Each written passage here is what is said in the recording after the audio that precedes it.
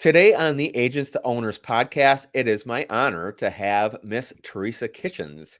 She is the owner of Sterling Insurance Group, one of the most influential podcasters in our industry, a strong advocate for women, and just an amazing connector. Teresa, thank you so much for being here. Welcome to the show. Thank you, Brad. I am pumped. Thank you so much for asking me to be here. I'm always thrilled. And you and I have such great conversations at conferences. I can only imagine where this is going to go. Yeah, I am excited. It's going to be fun, and I think it's going to be fun for anybody that tunes in as well. Yeah. For those very few people that probably don't know you, why don't you take us back to how you got started in the insurance business and bring us up to now? Yeah. So I started my agency in 2003. I was actually, this is for one of those people that, they don't know that they could ever do anything else. My undergrad degree is elementary education. I stayed home with my kids for 9 years, taught fifth grade English, loved all of that in my life. And then in 2002, I guess, we were in a hard market. We're in a hard market again now. In Texas, we had big mold. We had farmers stopped writing, State Farm stopped writing business. I mean, my dad was with Allstate and he said, "Hey, I want to go independent, but I have a non-compete." And I was helping him out in his Nice. office during mom's day out hours, right? Like, because I had a 3-year-old at that point. And I said, "Sure, what do you need?" And he said, "I need you to go sign this contract with this cluster and don't worry about it. It's not that big of a deal." And I said, "Okay," being the naive, doting daughter that I am, right? I said, "Sure, I'll go sign that contract." So I had no idea what I was signing a contract for, what we were going to be doing, what the stipulations of it were, or anything. Yeah. And signed my name to the contract. In 2003, became a business owner of the Sterling Insurance Group. And my dad stayed with Allstate for a number of years, and I ran the independent side. And we kind of tag team some business. He didn't sell for the independent, but he would come on over and like he would just refer business. "Hey, oh, I can't do anything for you, but here's this great independent." And so we did that for a couple of years. Simultaneously, we were looking for a good CRM system for the insurance industry, and he wanted us to be able to go start one because there wasn't a really good one out there. Mm. So we started a computer system that eventually he sold off and did okay with that, and that was a great ride. But technology just changed so fast; it was very difficult for us to keep up at that point. So we did that through 2015 simultaneously to the agency. And then in 2015, I resituated and refocused by leaving that position with the tech program and came back to the insurance side. And we've been blowing and growing and doing Wow. all sorts of fun things. So my kids have been raised in it now. It'll be 20 years in March. And it's been a wonderful, 20 wonderful years. 20 years. 20 years. And it isn't amazing how it just goes like that too in this Yeah, you business? know what? I'm not old enough to have a business that's 20 years. I mean, more or Right. less, Yeah. I'm not old enough. So, Yeah. Um, tell me what your role is like now in the agency. I know you've grown a team, as we were just discussing off air, that it sounds like you've been looking to hire, and we've all went through struggles with our team. But how are you? What are mhm. your day-to-day operations look like? So I think one of the biggest myths in the insurance industry, and maybe it's just because the way that I've done it, is that whenever you get to a certain point in your career and you're growing an agency, you're going to be there forever, right? So I have when we first started, I was doing it all. I was doing the quoting, the closing, the selling, but back then, for whatever reason, we would have. It was just because I didn't have a big book to maintain too. I know that's really what it was. Yeah. Was it just felt slower, even though I was on a hustle, right? I was hustling, hustling, hustling, Yeah. trying to be able to close all this business. Now, these day and age, we have all these renewals, and we have the hustle, and we have team members, and we have bills, and we have to make payments, and we need to, you know, Yeah.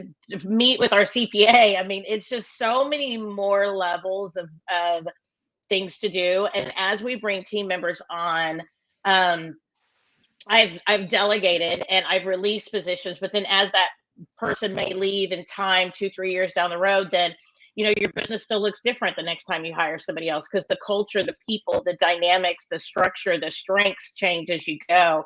So I'm I'm more involved in the moment to moment today than I would like to be, and that's what we were Yeah. talking about earlier. Just because I did lose a team member back in October, and that was a good saying of goodbyes, and I was prepared for Yeah. that, and we were good.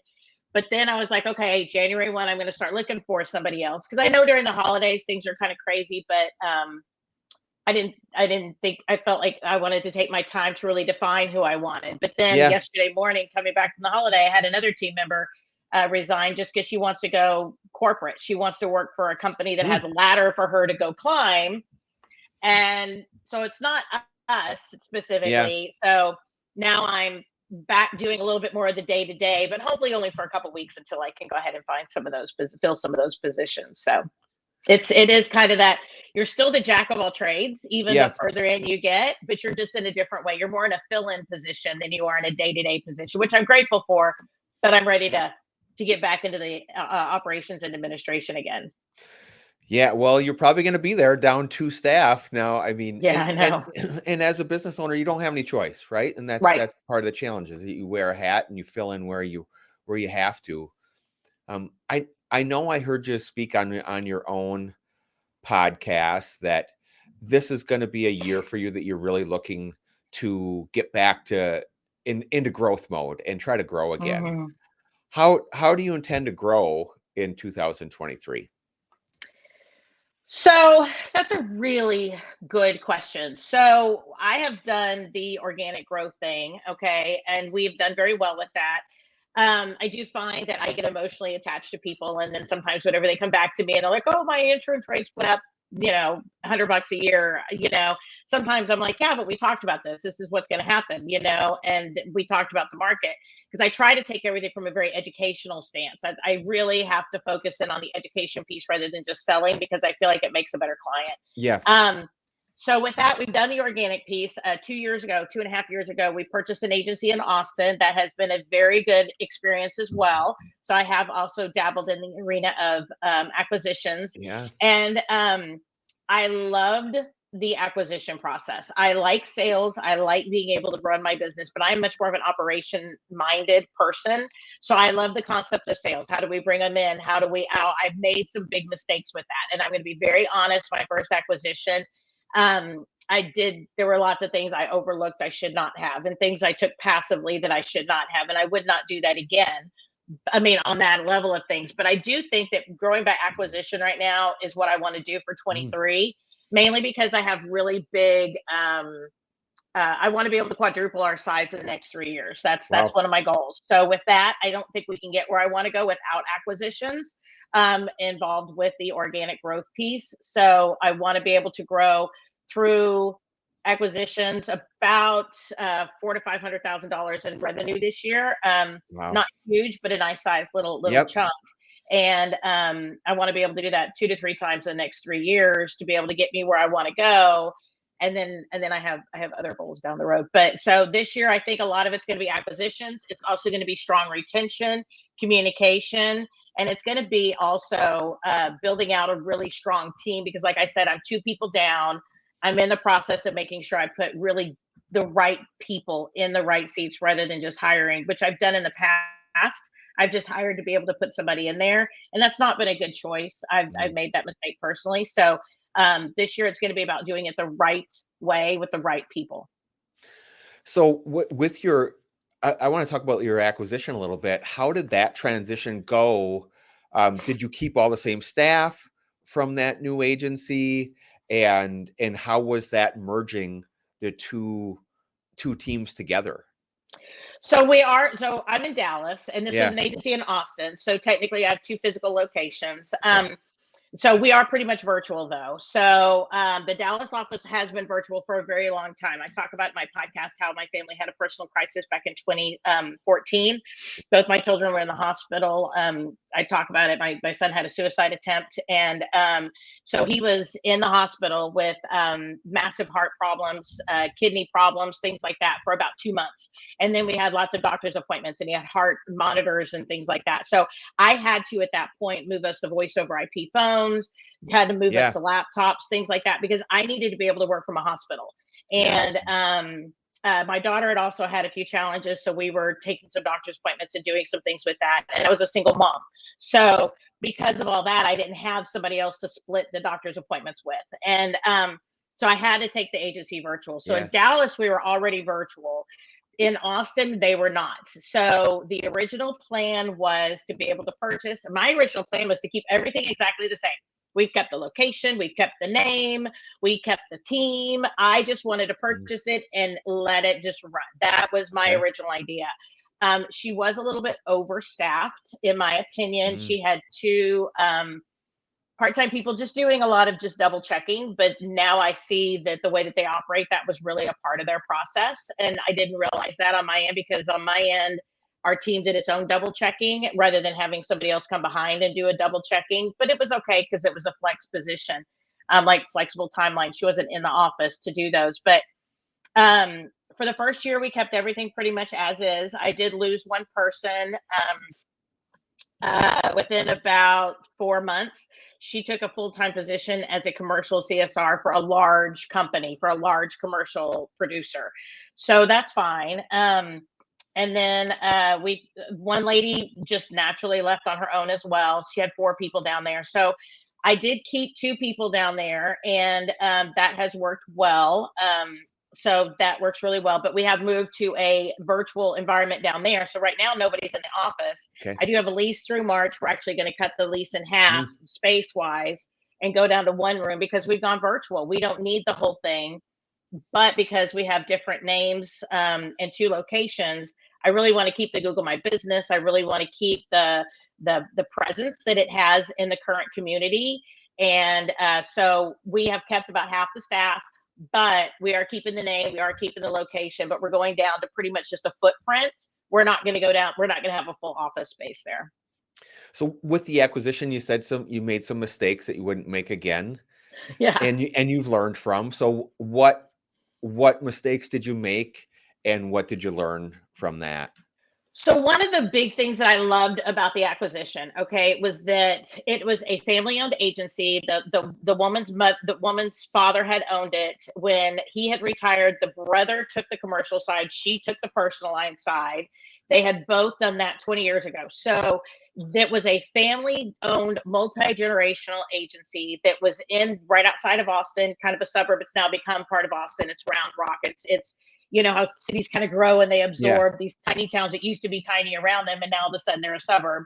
And it was a very stable long-term book, and that's what I really really loved about it. Family owned, family operated, and I really felt like that was going to be a really strong retention conversation.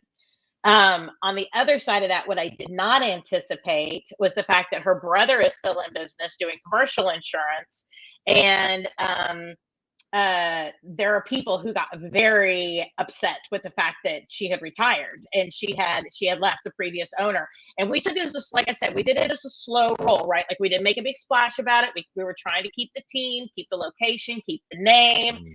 To me, it was like supposed to be a super easy thing. It was supposed to be just keep everything exactly as is, let it just keep running on its own.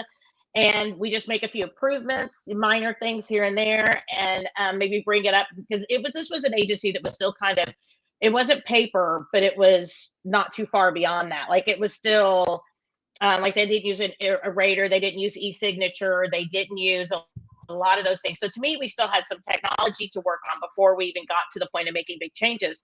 But what I didn't take into consideration was the age of the book. And that's really where I'm trying to go. The Mm. fact that these people have been with them for 20, 30 years was a great sales point on my end. But I didn't anticipate the vehement responses when people realized that the previous owner was no longer there. Yeah. Like they approached me angry, like, Mm. oh, I heard this person sold the agency. So what are you going to do for me? And it's like, number one, I've never talked to you, and neither has maybe somebody else that's new or whatever. And I was like, we're here to serve you. We're here to help you. We use the word serve. Thank you for calling Safe Beacon Insurance. How can I serve you today? We take it from a service perspective. I was not as prepared for the feelings that the Yeah. clients had about the acquisition, if that makes sense. And Yes. the fact that I didn't realize the age of the clients were so old. Um, and I hate to say that I turned 50 this Yes. year. So, I'm not a spring chicken. May Yeah. 23rd, I turned 50, but the number of 70 and above in this book that probably would not be have been a really good long-term investment for me because of the fact that, once I'm done paying out the loan in 5 years, how long are they going to be around? And I hate to say it that way, but Yeah. it's something you have to look at when you look at a book. Yeah. And then the concept of just the fact that they didn't want to talk to anybody but the previous owner. Those two things were very shocking to me. And it just, I've just been a little bit surprised at the response, I guess, if that makes sense. I probably Yeah. would have come in here a lot stronger. I probably would have taken more of the reins of control and said, hey, we're so excited. This is what's happening. Let's cast a vision. I didn't do that, and they see me as they saw the acquisition process as weak, and that somehow they weren't informed, and that was probably not the best way to take care of that. I know exactly what you're saying. I I bought our agency out in 2011, and at that time that was the previous owner and agent, started this agency in 1987, and I that exact same feeling and what you received from those clientels, I heard basically the same thing, and Yeah, I definitely underestimated how the um, customer base would freak out, yeah, and yeah, that took me back, and a lot of it was, and I did receive some of that anxiety or frustration of my rates never increased when Ken was here. That's not true. I had a guy who's been with Safe Beacon Insurance for 22 years, 23 years. He's in his 80s. He literally told me this week, he goes, my insurance policy has never renewed. I went, Yeah, what? I said, yeah, there's no way your policy has never renewed ever. There's no way. And he's like, no, it is never renewed. Uh, how do you respond to that? I was just yeah, kind of like, I was like, I'm really sorry. I've been in this business for 20 years. I over 20 years. I've never seen a policy that didn't renew. yeah, I mean, either 6 months or annually. I mean, I've never ever seen that. But he was swearing up and down his policy has never renewed in 20 years. yeah. I guess what I learned from it, and I had since um, kind of taken over some of the existing books from other agents that were here, and so that did better prepare me down the line to really. Yeah. Um, you can't just send out one letter and say Brad's taking over now and expect everything to be fine. Or call us. I really was a little more intentional about nurturing those relationships and sending out a few notices, and that's uh, similar to your book of business that you or that agency you took over. The most of these people were not they weren't on email, and Yeah. that wasn't a way to reach out to Yep. them and connect. It had to be a phone call and maybe one or two phone calls to really start to build a relationship with the office. Now, if you're, as the agency owner, you can't make hundreds, thousands, of phone calls. So you need to, use your team. But I completely underestimated that. I actually had no idea. I never would have thought about that. See, but we're all on Facebook, right? I mean, that's how you Yeah. and I met, was through Yeah. Facebook. And there's these Facebook groups about people who want to be able to uh, get better at selling or purchasing businesses, right? There's acquisition type conversations inside Facebook groups, and there's specific Facebook groups about acquisitions. And I went through and I read and I read and I read and I asked questions and I asked questions. And most people are like, yeah, we sent out a letter announcing that it had been purchased by somebody else. And and we send out like regular emails or whatever. We did all of that, and we Yeah. said, and what Still. we did was we said, hey, we've merged with the Sterling Insurance Group. Everything's going to stay the same. We're keeping the same staff, same location, same name. We even said the previous owner will be here for a while to help with the transition. Yeah. I mean, we sent that out 2 or 3 times, but we did it all digitally. And with this market, they don't pay attention to digital. Yeah. And that was something that I misunderstood and something I did not interpret well. I mean, we Yeah. still, like, we got an email this morning, and it's been over 2 years since we purchased that, 2.5 years. Got an email this morning. Is Helen still my agent? And that's really all the email said. I'm like, well, can I help you with something? Like, I would love to, but that automatically, again, starts us off on that aggressive note, Yeah. right? And we're still encountering it even now. And I think that's, I probably would have been stronger about that in the beginning. And like you said, made phone calls. I was surprised at the number of people that were like, well, Helen didn't call me. She's not going to call 700 people. I'm like, oh my gosh, I don't even understand that conversation. Like, Helen should have personally called you to tell you that she was going to be retiring. I mean, Yeah. what do we do here? Maybe I should have, but it was COVID. I did purchase Yeah. it in October of 2020, which is COVID, right? Yeah. And so we didn't do a big retirement party for it. We did in the office, we did a little retirement thing, but we didn't. Maybe it would have been better to be able to do a big retirement thing and have the community come out and love on her. I don't know what I could have done in that way, but I should have been stronger, and I shouldn't Yeah. have relied just on digital due to the demographic of the book. Yeah. I mean, there's going to be attrition, Yeah. that's unavoidable. But I think, what I learned is you're going to have to, find every method possible to reach Yep. out and connect with people. I mean, because after all, it's your investment, Yep. Yep. so And you you need got it. to keep that retention up and Yeah. keep happy customers. And one of our mottos is we make happy customers. So, Yeah. um, we try very hard to do that. And when people do leave, I've had to really talk to my team and just say, we didn't have a chance with this. This person approached us very aggressive, very as if we somehow had cheated him, or her in some way. So, we were already on the defensive. So we did our best. We need to move on, Yeah. and just do our Mm. best, but I've had to talk some team members down from that because of Yeah. the fact that they were really upset by the way that they were approached or treated or Oh, whatever. I don't really know how to put that, but that's something I definitely would make sure I yeah. think through and have a better game plan for in the Yeah.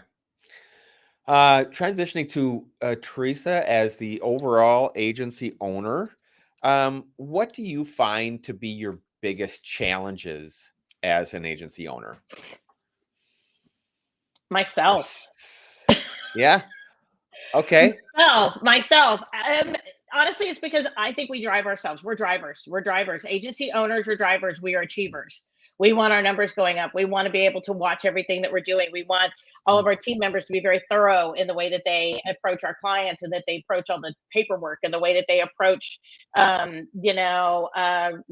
and upsells and cross sells and all of that. And I think that me trying to navigate all these different pieces, I love it. My brain loves Yeah. it. But sometimes I exhaust myself and I push too hard. And I also need to understand there's a season for time when the team just needs to sit and be loved on. To drive and to push 24 hours a day, all day long, 365 days a year is just a lot. And, it might be Christmas Eve and I might be sitting on my couch, but for me to message my team and ask them a question, in my mind, don't answer till after the holiday, right? Like, I'm Yeah. fine with that. But they feel a need to be able to, that I'm somehow driving them. And I'm not, that's not my thing. So I need to make sure that I keep myself in check through meditation. I'm really big on meditation. I'm Mhm. really big on trying to be able to take time off. This year in 23, I'm really going to try to take one day off a month just for myself, Yep. just without my husband taking time off. It's not a vacation. And I need to make sure I keep my own goals in check so that I'm not over goaling them. I'm not over inundating them with all the things that I want to be able to accomplish in the next couple of years. But then also it's making sure that I do things in the right way. Like I said earlier, get the right butts in the right seats, get the right training with the right people, doing the right job for the right personality. And that's all about me keeping myself in check and not rushing through the steps to be able to accomplish that goal. It's doing it the right way. And also realizing that building a business is a live, breathing organism, and it's never going to be done. It's just never going to be done. Yeah. And we can't compare ourselves to whatever we see out there. Either, in networking events, or if we go to, the state groups, if we are on chat groups and Facebook, we can't compare ourselves to other people, because then that pushes me harder to try to fill in the blank. And I don't want to be that person. I want a team. I want an agency that my clients love, that my team wants to work for, and that I feel really proud of. And that is something that I don't think a lot of people have goals for, is what they really want out of it. They think about money, they think about all these other things, which I'm 100% about. But at the same point, I also need to take into consideration the culture that I'm creating in that process. And that's where I need to keep that in check, because that's what I'm responsible for, is creating that culture and encouraging the team to achieve their goals, and mentoring them and empowering them to achieve those goals, not forcing them to do so. So I love that as a goal that you just put out there of what you envision your team to be, which isn't to be 50 million in premium, to make, 400,000 in revenue. That was a beautiful goal that you just set out, that you just expressed and that could share with your team. Well, so how are you going to get to that level then this year, which is a lot, building a good team, making your customers happy. What kind of things are you going to implement this year to make all that happen? So last year I hired a business coach to help me really define my vision, mission, and purpose. And we had regular meetings quarterly that were just team meetings for fun. They weren't even about work. They were just, we're going to take an hour. I send everybody a Grubhub card, because we are pretty much virtual. And we have lunch together, and we just talk, and we just kind of keep up with each other, and we play games. I go on Etsy and I download these like virtual Family Feud type style games, where what are the top 10 answers for why you don't put on your shoes in the morning? I don't know, whatever it is. Yeah. And so then we play games together, and we try to do some things like that. And then I've had regular meetings with each of my team members every week, like one meeting with each of them for 30 minutes. So they have time to just chat and things like that. So we've done that, because being virtual, it's harder to be able to create those relationships. Yeah. So that's been really good. But this year I've hired an Apex coach, which is personality, how to be able to build your team, and how does your team really work together based on our personality styles. So we're going to be doing that as part of our team thing for the month of January and February. And then we're also going to be trying to do more things to where we are. And like I said, I got to hire 2 more people. So we're really putting the right people in the right places, but we're adding fun, relaxation. We're talking about goals on an individual level. I ask my team all the time, and we usually do it once a year. This year we're going to do it twice a year, where we say we do a team evaluation with each person individually, and we call it a team evaluation because it's what works well in the agency, what doesn't work well in the agency, how can we fix that, what works well for you personally, what doesn't work well for you personally, and how can we fix that. And then we also are talking about, what are your personal goals? Like, what do you want to do? Like, do you want to take your kids to Disney World this year? Do you want to buy a house this year? How can we help you achieve that?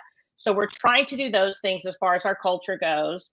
As far as purchasing goes, I have a virtual assistant that is actively looking for agencies that want to be able to sell. They call around the state asking if people want to be able to sell.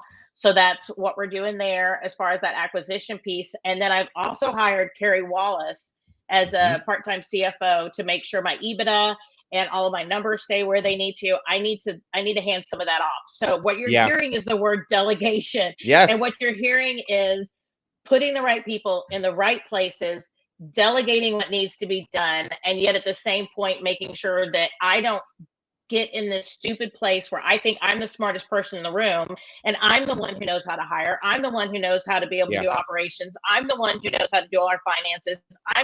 I don't.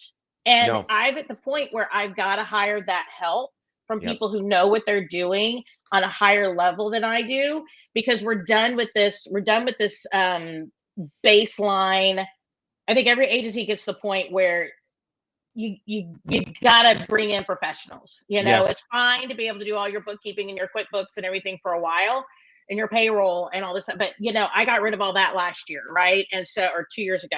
So with that process now, we're taking it to the next step. I'm getting help with hiring. I'm getting help with team building. I'm getting help with taking our finances to the next level, making sure that we stay in a good place and I don't make any crazy choices. We're also working with virtual assistants, like I said, to be able to hire and I'm not hire, but purchase other agencies and go that direction.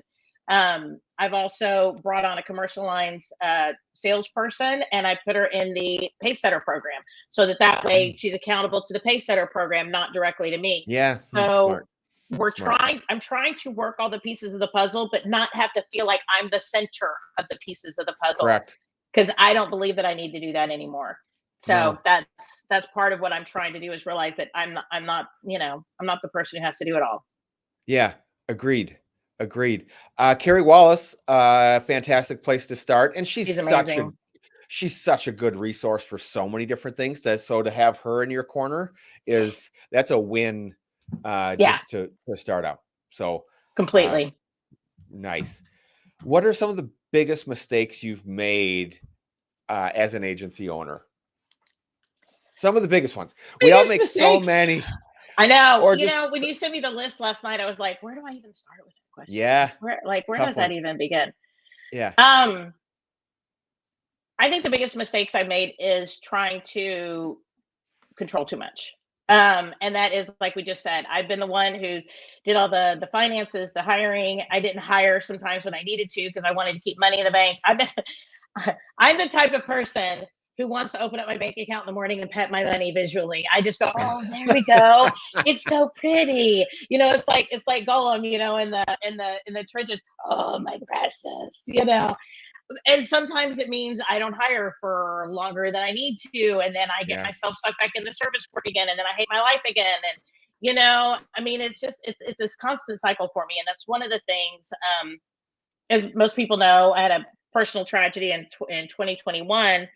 And I realized this past year that I don't need to be that person anymore. I just don't. And I was really good at that point where I didn't feel like I was that person. But when tragedy struck, I realized how much I still was holding on to, because I tried to and I'm not trying to be cryptic. I'm just trying not to beat a dead horse. For those people who know me, most people know my son passed away in September of 2021. And I took time off, and my team did a great job. They did a great job. But there was this point where then they were done doing a great job. And they were like, okay, we're ready for you to come back. But I wasn't ready to be full swing yet. And I realized how many fires I still controlled at that time, that they were really great. If I need to be gone for a week or even 3, that's great. But in a month, they did not want to deal with this stuff. They did not want to take over more responsibility outside of their roles for a long period of time. And that really showed me how, especially in the administrative side of things, how I backed myself into another corner.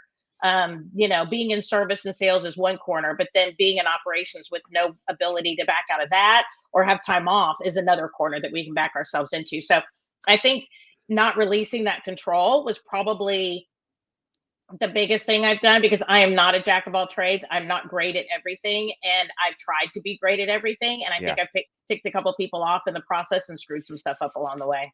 That was one of my biggest mistakes too, was not letting go. Yeah. And it's done in my growth.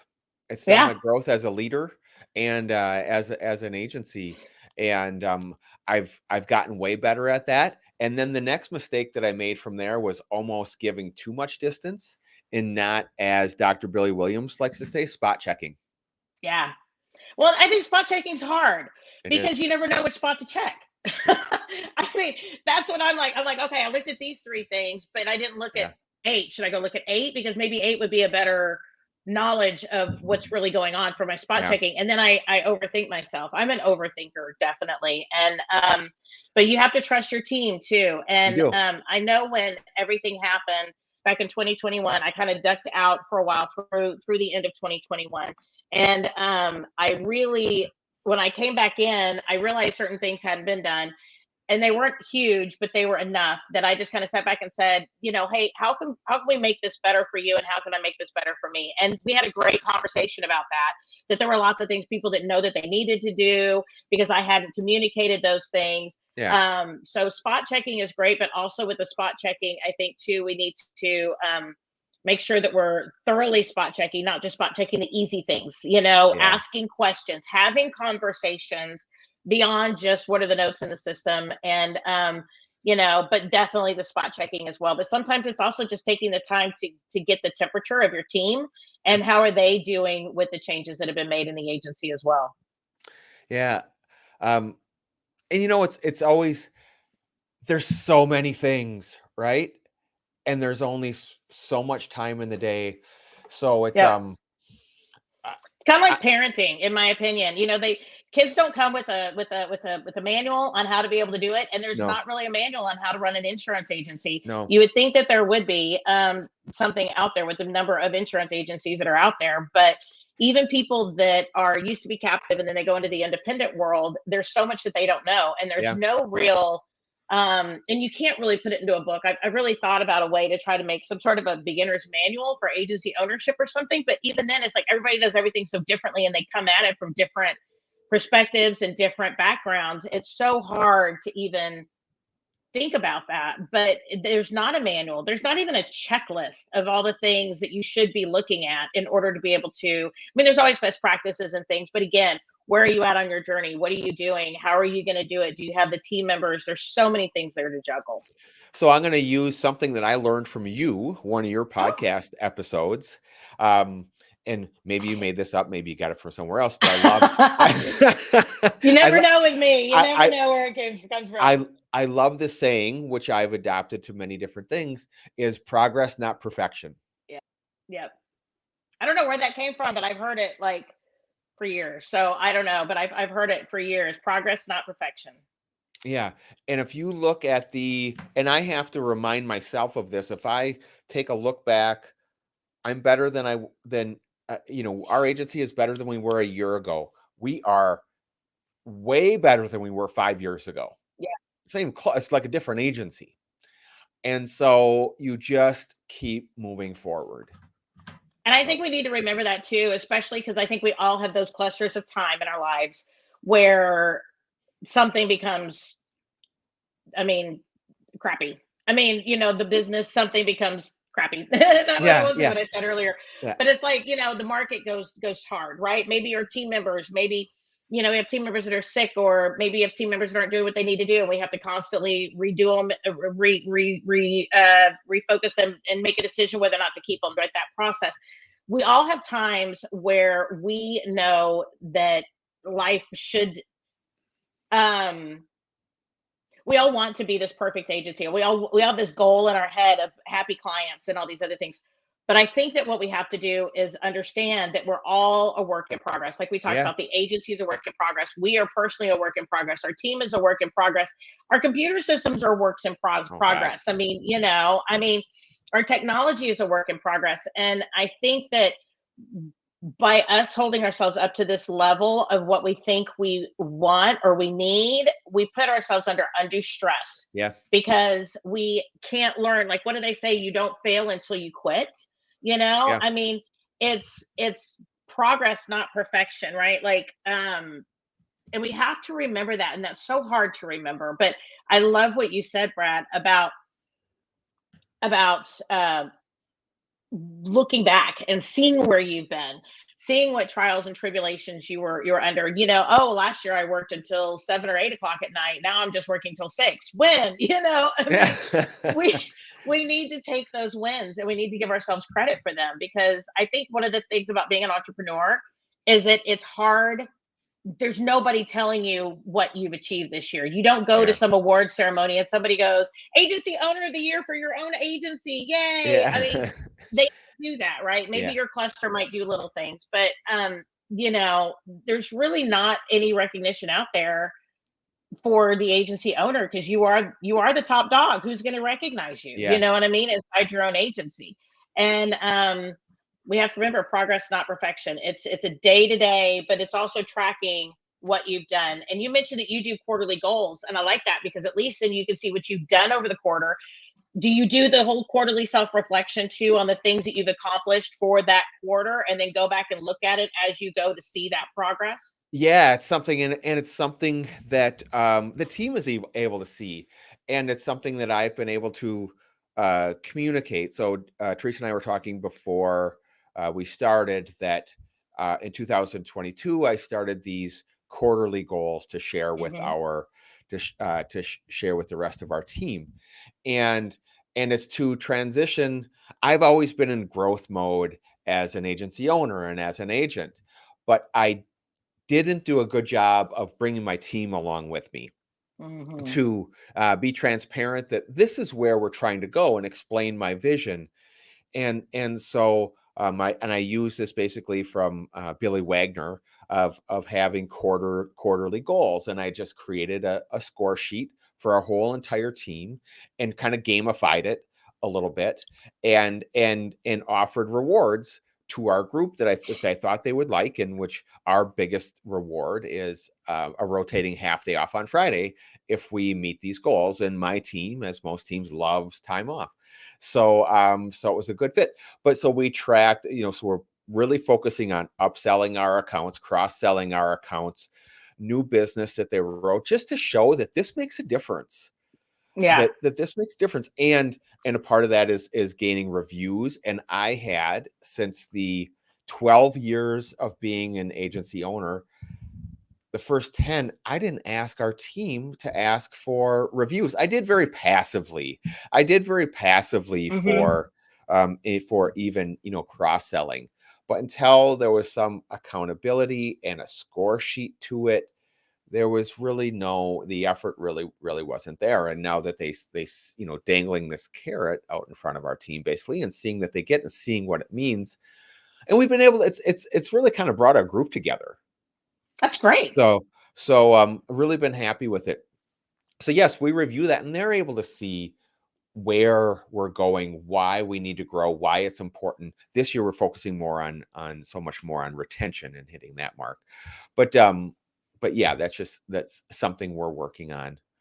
And I've As a team. I've really struggled because I feel like I we talked about this. I am so ADD that I try to constantly push forward. I'm constantly a pusher. I'm a pusher. I'm a pusher. I'm a pusher. Always forward, right?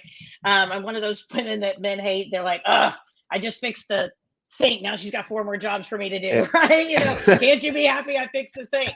That's probably how my team feels. Like, can't you be happy? We've done this. Stop. yeah, But I think that that is a common trait among business owners, right? that's Is how that we're we wired. are people who constantly move forward. So we do have a hard time appreciating what we've done, appreciating where we are. But by bringing our team into that, having those measurable, like you mentioned, I know you said that y'all have a spreadsheet everybody can look at that's open for everybody to be able to take a look at.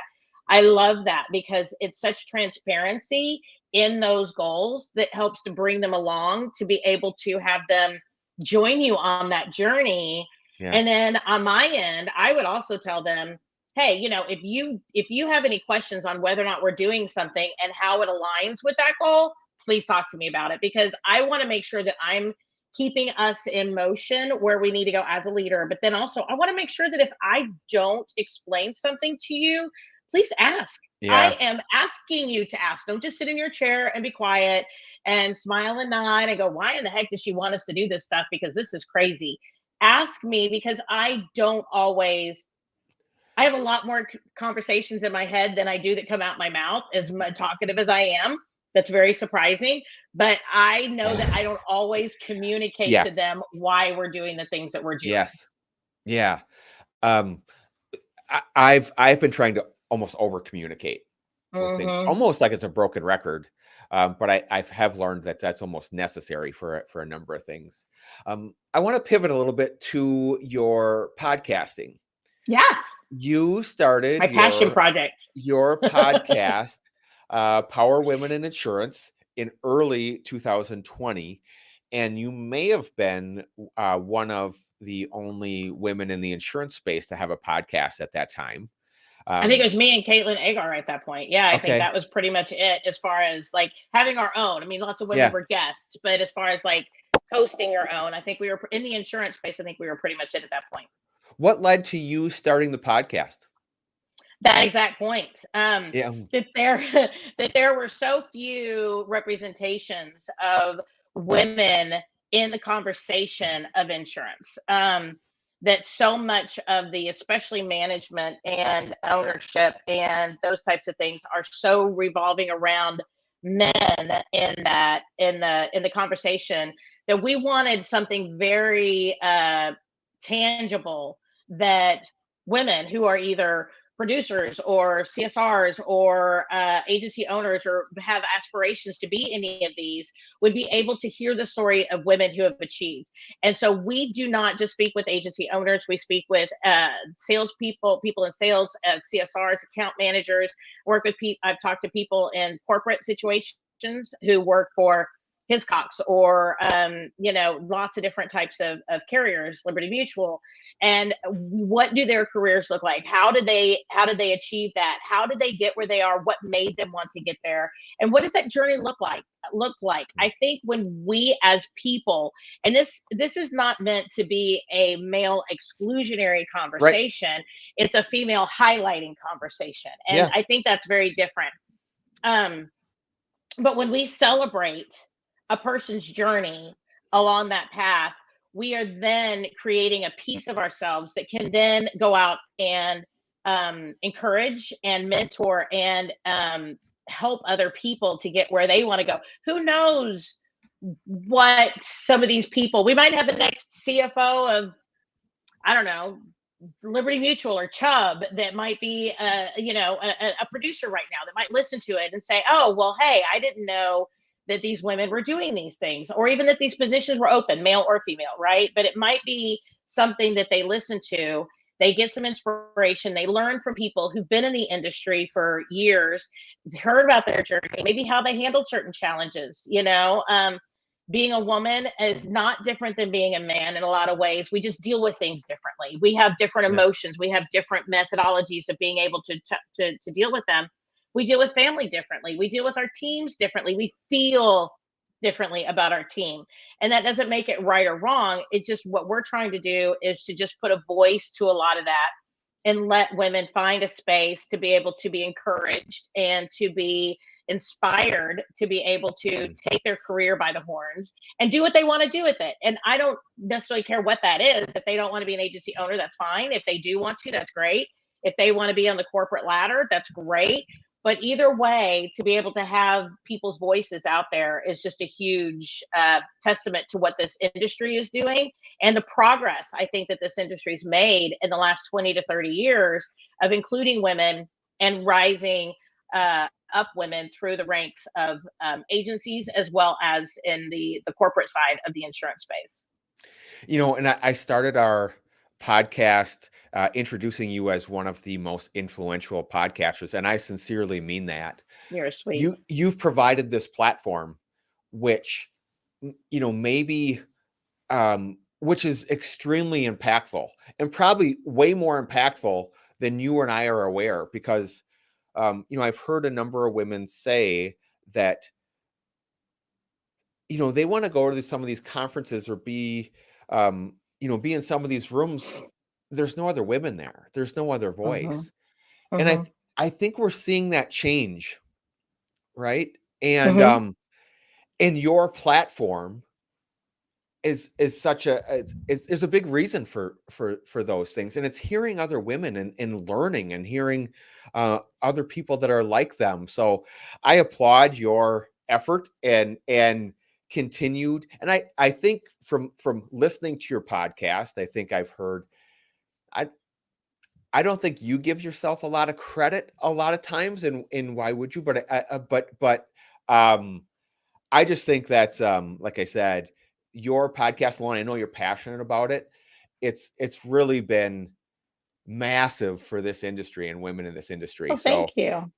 And I've got a lot of good feedback from men too. I mean, surprisingly, because it is called Power Women in Insurance. I didn't know men would pick it up and listen to it. Yeah. But especially because I am very honest. I'm very I think I'm very honest. I'm very real, right? Like I'm gonna Yep. tell you the truth. I'll tell you things that probably most people don't want to know about me, kind of thing. And I've actually been doing a podcast series, and I need to do the final one on overcoming under earning. And I go through all my Mhm. own mental junk and the things that I was raised with. I mean, I had great parents, but I'm still raised Yeah. with mental junk, right? That has definitely gone into, like I said earlier, the fact that I need to get out of my own way and I need to stop holding myself back, trying to be everything to everybody. And that's part of that. But there's also that conversation of balancing family and balancing team members and balancing a lot of those emotions and a lot of those feelings. And I don't do a whole lot of solo episodes, but um, when um, when uh,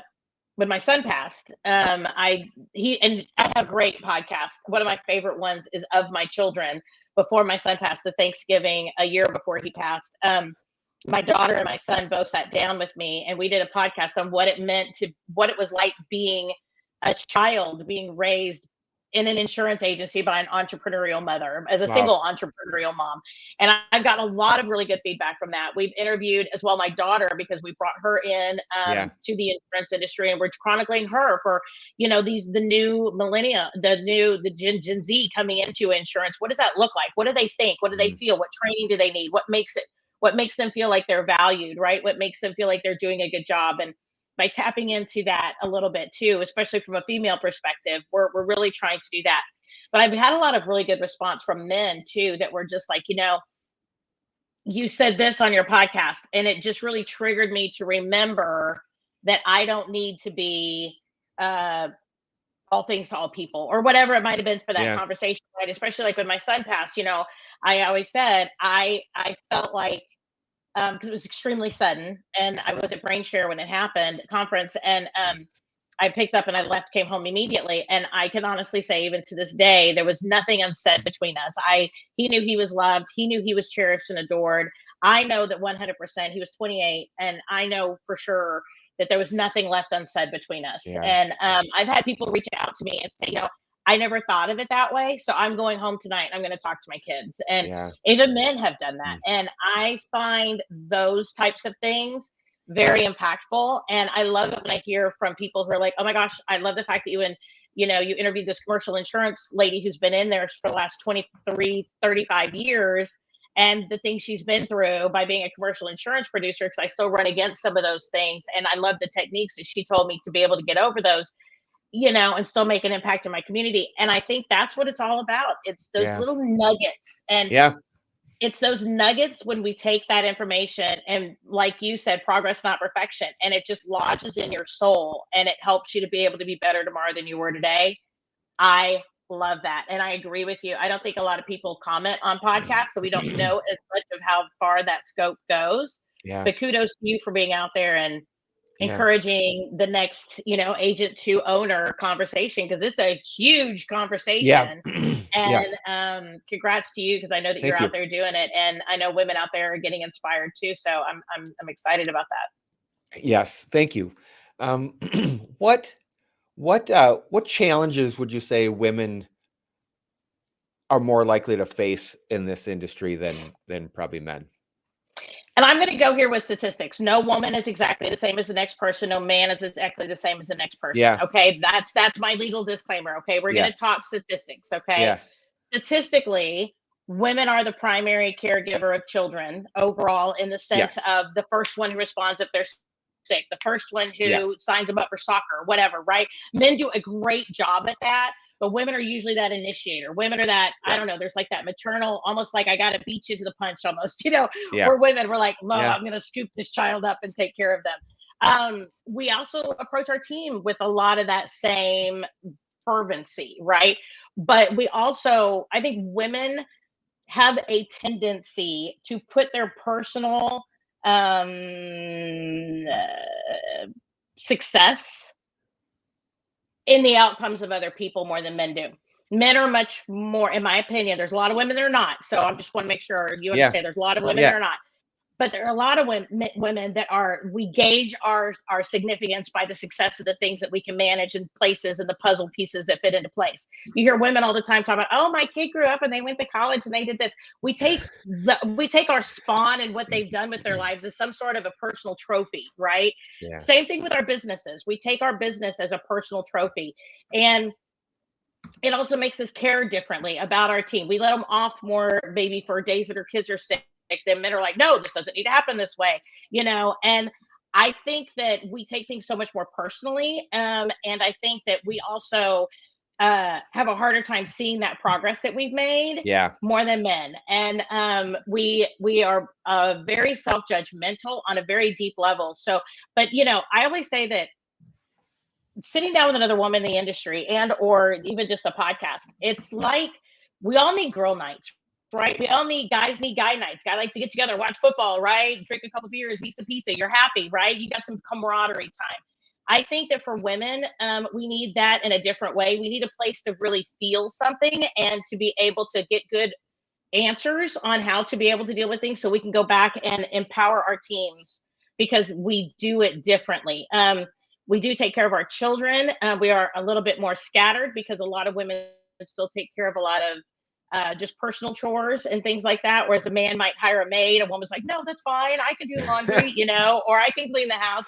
And I think that with women, we're just juggling a lot more, whereas men, I think, become much more focused and they're provider oriented, and they're like, we can pay to have all this other stuff done, right? Or we can Yeah. pay a maid, or we can do this.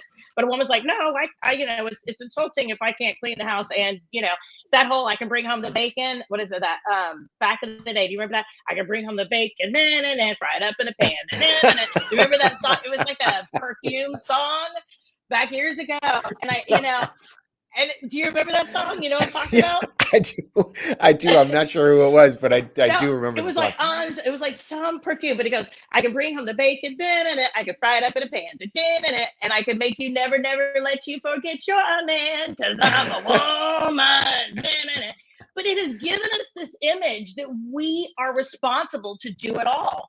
And that's not the way that life is. And we need, as women, we need to let ourselves be human, and we don't need to be this all in all. And we need to have that glass of wine with a girlfriend and have some girlfriends say, girl, you're good, just hire that maid, you're fine, you are doing fine. And because I think just the world has made us feel like leave it to Beaver Cleaver. We can walk around in our high heels, vacuuming backwards, with the stress on, dinner in the oven, and we're running an empire on the side, and it's just stressful. And I think I don't know. I mean, I kind of feel like that to me is the biggest thing that women have to overcome. That's one thing I've had to overcome. And as a woman who's been divorced, my first husband is an amazing man, love him to death. He's the father of my two children. And but he moved off. I'm in Texas. He moved to New Mexico for a while, and then to Colorado. So I was also a primary parent. So there's a lot more women out there raising children day to day than there are men day to day. And I totally am so thankful for all those men who are completely involved in children, even when a marriage doesn't necessarily continue. And I'm super in love with that idea and that reality. And I love the fact that we in this culture, we're having more of that. But it's not statistically average. So therefore, it just changes the dynamics of who we are as business owners. Yeah, for sure. Last question, because I've kept you way too long. We can do this all day. Let's go. I know we can. And Brad, I have to say, I think this is the earliest I've ever talked to you. I think usually it's like 11 o'clock, p.m. I don't know if we've ever talked before midnight. I don't think at least. Too funny. Which I'm way smarter after midnight. And And, what would Teresa like to improve personally in 2023? Balance. Yes. Balance. And I'm talking emotional, physical, spiritual balance. I need to not be as hard on myself, and I need to see my journey and my triumphs, and I need to let go of judgment that other people might put on me or that I put on myself, because I put a Yeah. lot of judgment on myself. Um, and just loving on my team, but also accomplishing my goals and accomplishing our growth goals and our what I call, making happy clients goal and all those other things. For me, it's about balance. My husband is 14 years older than I am. So with me turning 50, he will be 64 this year. We are looking towards his retirement more than Yeah. most people are at 50. So it does put a little bit more of a pressure on me to be at a certain point by a certain timeline, so that because if I don't respect his retirement, then he'll be too old for mine at that point. And for us to travel and do things. So that's part of my push that I mentioned earlier of where I want to be in the next 3 years, because that's ultimately when he will retire. And Yeah. then he's going to transition, come on over, do some outside sales for us, because he has a really good network in the industry he's been in the past. But I know where I want to be. And I feel like some days I push myself way too hard for that. And I know who I want to be. And I know sometimes I get myself so upside down that I struggle with that. And I don't want to do that anymore. I want to be joyful, and I want to set the example for other agency owners, other women, of loving what we do, doing it well, and not letting it hurt my mental and emotional stability. Wow. Wow. Well, that's a good place to stop. I mean, Boom. Come back to yeah, me. Come back mic to me drop. January I of mean, that was 24. beautiful. Let's see how we did. Did you write that down? That was outstanding. Thank Well, you so much. you're very kind. Yeah, thank you so much for joining. Hang on for me right after this, just so Yeah. we can touch base.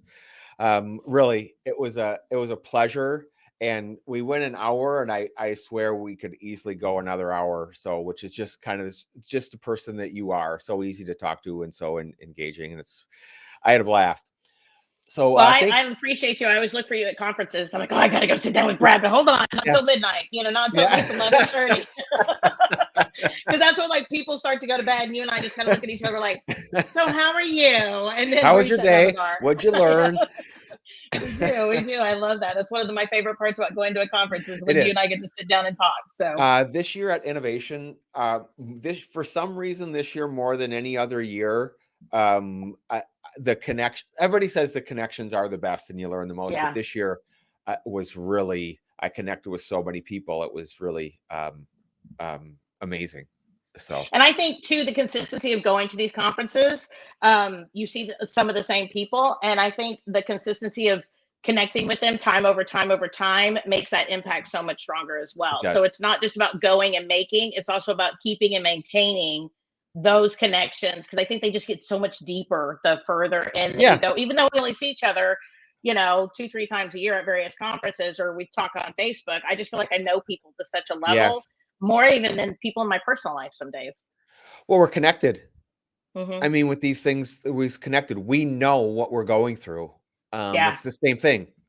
So it's yeah, there's that deep connection, and it happens right away.